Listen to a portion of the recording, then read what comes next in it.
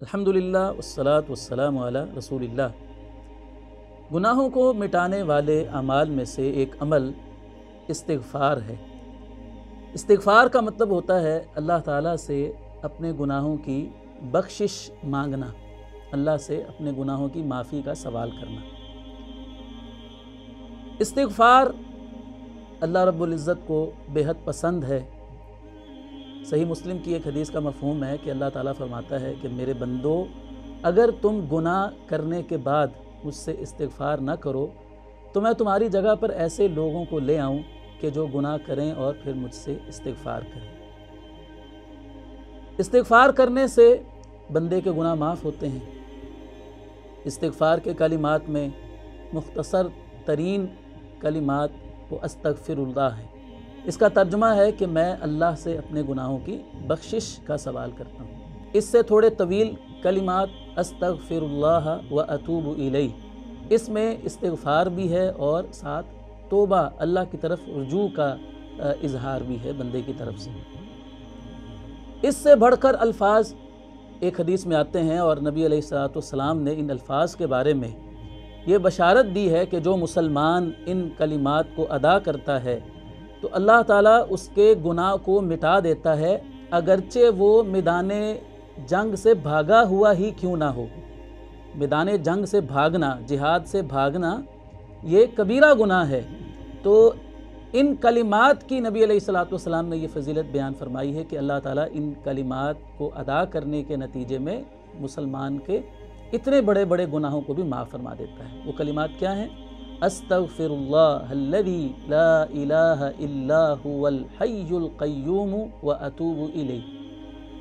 نبی کریم صلی اللہ علیہ وسلم کا اپنا معمول یہ تھا کہ آپ کثرت کے ساتھ استغفار کیا کرتے تھے۔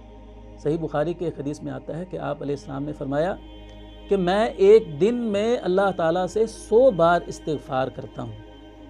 حالانکہ آپ علیہ السلام تو گناہ نہیں کرتے تھے۔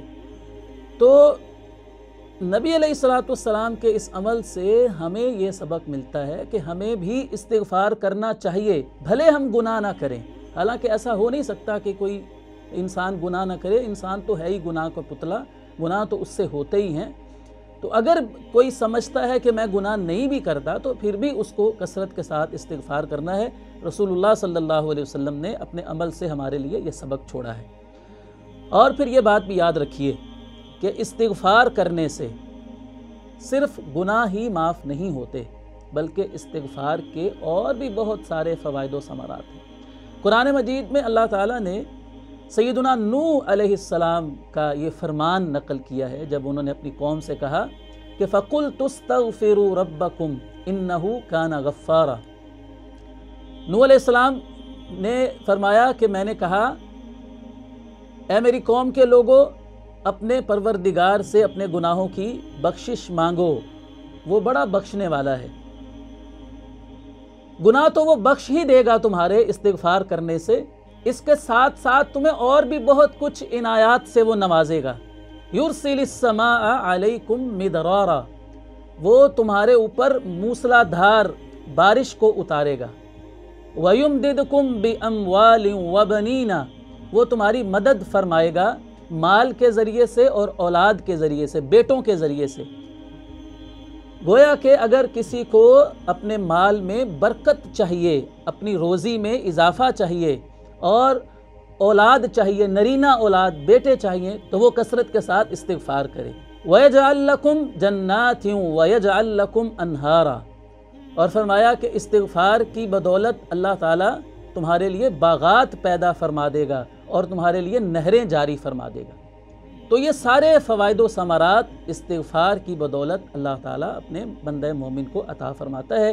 تو اس لیے ہر مسلمان کو یہ اپنا معمول بنانا چاہیے کہ وہ چلتے پھرتے اٹھتے بیٹھتے اپنی زبان پر استغفار کے کلمات کو ہمیشہ جاری و ساری رکھے۔